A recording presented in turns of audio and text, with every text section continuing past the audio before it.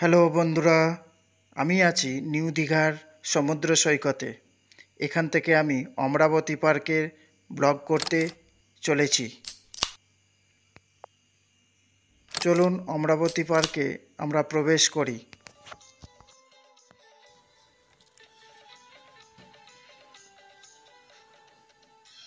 অমরাবতী পার্কের আকর্ষণের কেন্দ্রবিন্দুতে রয়েছে এর সবুজ সবুজ সুরক্ষণাবেক্ষণ করা একটা রাস্তা এবং শান্ত একটা লেক। পার্কটিতে নৌকো ভ্রমণের সুবিধাও রয়েছে, যা দর্শনার্থীদের কাছে জনপ্রিয় হয়ে উঠেছে। এছাড়া রয়েছে একটি রোপওয়ে। এটি খুব অ্যাডভেঞ্চার এবং মজার, যা এটিকে দীঘার একটি অনন্য আকর্ষণ করে তুলেছে। শিশুদের খেলার জায়গা রয়েছে।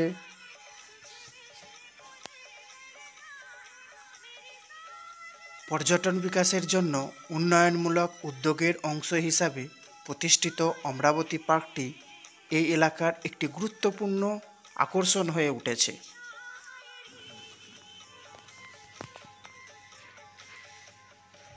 অমরাবতী পার্কটি সকাল 10টা থেকে সন্ধ্যা 6টা পর্যন্ত খোলা থাকে।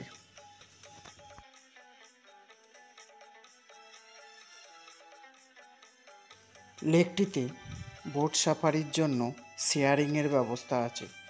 ডবল শেয়ারিংয়ের জন্য 25 মিনিটে 80 টাকা, 3 জনের জন্য, 4 জনের জন্য বা 5 জনের জন্য আলাদা আলাদা রেট চার্ট রয়েছে দেয়ালেতে টিকিট ঘরের পাশে।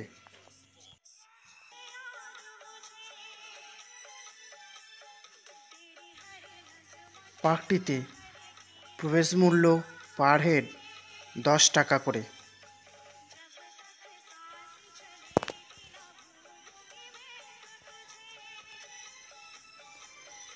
দীঘায় আসা বহু পর্যটকের কাছেই এখন বড় আকর্ষণ এই পার্ক। শীতে তাই ডালিয়া, চন্দ্রমল্লিকা, কসমস, অ্যাস্টারে সাজানো পার্কটিতে উপচে পড়ে ভিড়।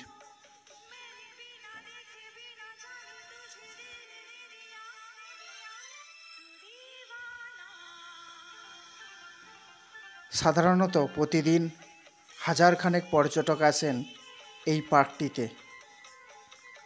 তবে ইদানিং দীঘাতে খুব ভিড় বেড়ে যাওয়ায় পার্কটিতেও মানুষের সমাগম বেড়ে গেছে।